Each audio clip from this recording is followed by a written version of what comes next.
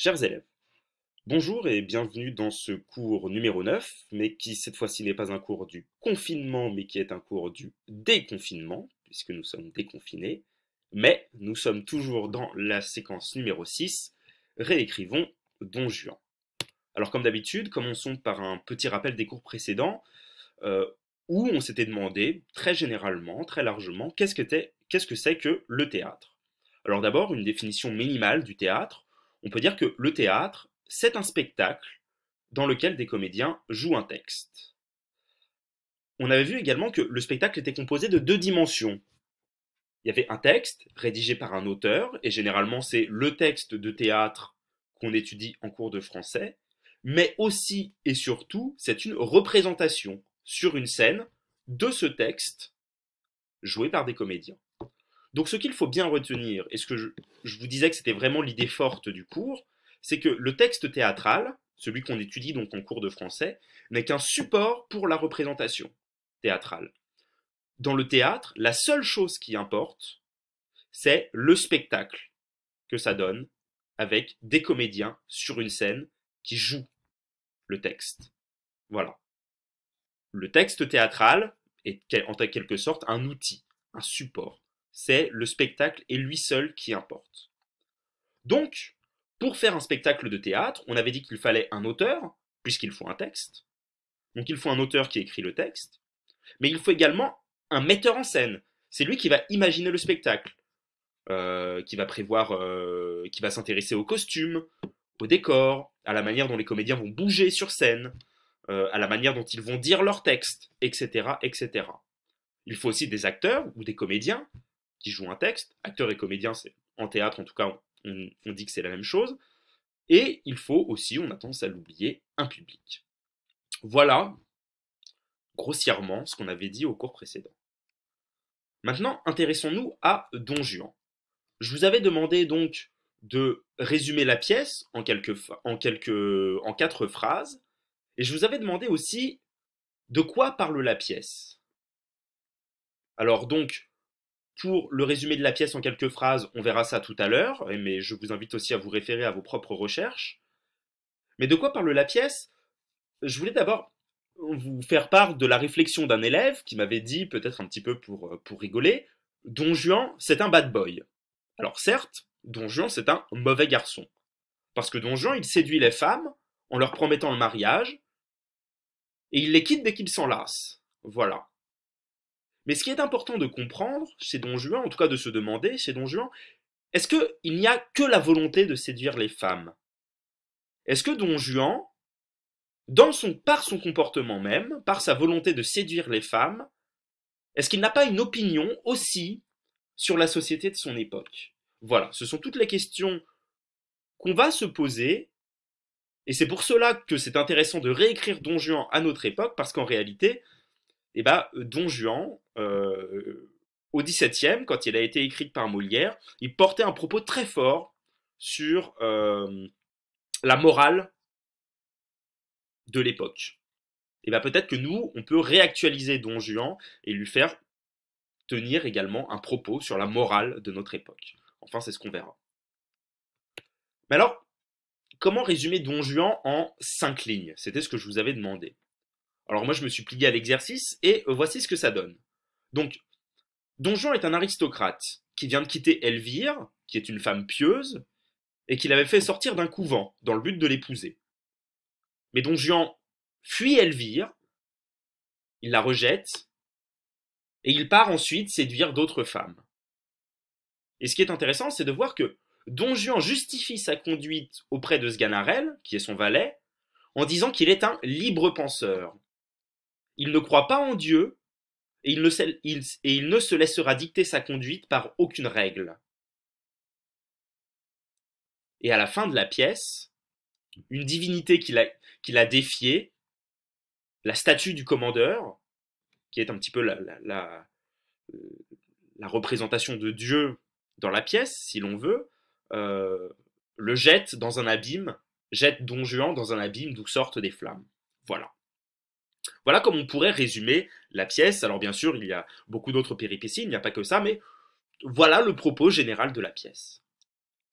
Alors, on voit bien là que finalement, si Don Juan séduit les femmes, c'est d'abord il le justifie par le fait qu'il est un libre penseur.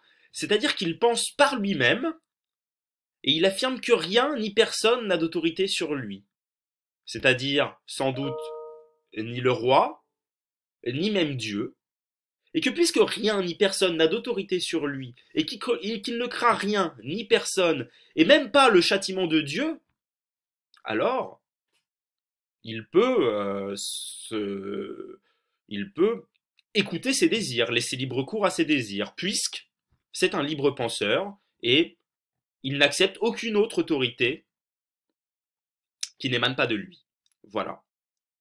Donc on peut noter à la fin que Don Juan affirme ne pas croire en Dieu, mais à la fin, c'est bien la figure de Dieu, par la statue du commandeur, qui le condamne aux flammes de l'enfer. Voilà de quoi parle la pièce. Ce qui est donc intéressant de comprendre, et j'insiste un petit peu là-dessus, c'est que Don Juan n'est pas simplement la figure du séducteur. C'est effectivement un séducteur, bien sûr, il séduit les femmes, mais pourquoi c'est un séducteur? C'est un séducteur parce qu'il se dit libre penseur. Il ne craint rien et il pense par lui-même. Dans la pièce, il dit à un moment, il ne croit que 2 et 2 font 4. Voilà. Ça, c'est ce qu'il ne croit que ce qu'il voit. Le châtiment de Dieu, comme quoi il faudrait être vertueux dans la vie, et qu'il ne faudrait pas mentir à toutes les femmes en faisant croire qu'il va les épouser, alors qu'en fait il va les délaisser après pour aller en séduire d'autres, il s'en fiche. Puisque pour lui, Dieu n'existe pas, il n'y a aucune morale qui vaille. C'est pour cela qu'il séduit les femmes. Parce que c'est un libre penseur. Et il faut bien retenir ça. Don Juan n'est pas simplement la pièce d'un séducteur, c'est la pièce d'un libre penseur. Et la pièce Don Juan interroge ce que c'est que d'être libre penseur au XVIIe siècle, à l'époque de Molière. Voilà. Donc, pour la prochaine fois, je voudrais que vous regardiez la pièce de théâtre filmée. On appelle ça une captation théâtrale. Donc c'est le Don Juan, mais mis en scène par Jean-Lambert Wild. Je vous avais montré une petite illustration de sa mise en scène au cours précédent, qui a eu lieu en 2019 au Théâtre de l'Union à Limoges. Vous trouverez le lien sous la vidéo. Et je vous demande deux choses. Je vous demande de la regarder en entier, cette pièce, d'accord? D'abord sans prendre de notes, juste la regarder en entier. Et après l'avoir regardée entièrement, faites un effort de mémorisation. Et en vous imaginant que il faut la réécrire, cette pièce. Ça va être notre objectif, cette séquence-là. Ça va être de réécrire Don Juan. Et donc on fait un effort de mémorisation. Et dans la perspective d'une réécriture, essayez de noter les 5 moments de la pièce qui vous semblent les plus importants, d'accord? Dans la perspective d'une réécriture. Si vous ne deviez retenir que 5 moments dans la pièce, les plus importants, lesquels seraient-ils? Voilà. Et donc je voudrais que vous notiez ces 5 moments-là, après coup, après avoir regardé la pièce en entier. Voilà. Alors, deuxième moment du cours, pendant cette année, malheureusement, je trouve que nous n'avons pas lu assez. Et c'est pour cette raison que je vous ai à tous demandé de m'envoyer la liste des livres que vous aviez chez vous, parce que en ce moment c'est quand même difficile de se procurer des livres, les bibliothèques sont fermées, les librairies encore plus, et voilà, il y a beaucoup de choses qui font que c'est difficile d'avoir des livres, donc on va faire avec les livres que vous avez chez vous. Et donc à partir de la liste de livres que vous m'avez envoyé, je vous ai indiqué un livre que je vous demande de lire. Et j'aimerais que chaque semaine,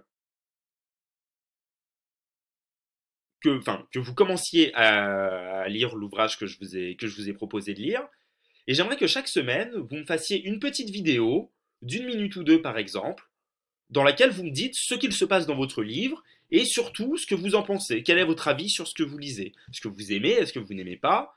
Si vous n'aimez pas, pourquoi? Si vous aimez, pourquoi? Etc. vous savez comment je fonctionne maintenant. Je vous ai mis également sur cette même chaîne, pareil, un petit exemple d'une capsule vidéo que je vous ai faite à propos d'un livre que j'ai commencé hier. Et voilà, pour vous en inspirer. Et j'aimerais que vous m'envoyiez cette petite capsule vidéo par mail. Et si elle est trop lourde, je vous invite à utiliser un outil qui s'appelle WeTransfer, que vous trouverez à l'adresse précédente. Et vous n'aurez qu'à charger la vidéo sur cet outil et après à m'envoyer le lien. Enfin, je vous expliquerai sur Pronote. Si pour une raison quelconque, vous ne souhaitez pas faire de vidéo, parce que vous êtes intimidé ou parce que techniquement ça ne marche pas, vous pouvez simplement m'envoyer, alors soit simplement votre voix, un fichier audio tout simple, ou alors même si vous préférez m'écrire un petit texte. Moi je préfère la vidéo, mais après je vous laisse libre de faire ce que vous souhaitez. Voilà. Bon, et bien sûr, si tout ça n'est pas clair, n'hésitez pas à m'envoyer un mail et je me ferai un plaisir de vous répondre. Voilà. Et ben merci beaucoup et on se revoit jeudi. Au revoir.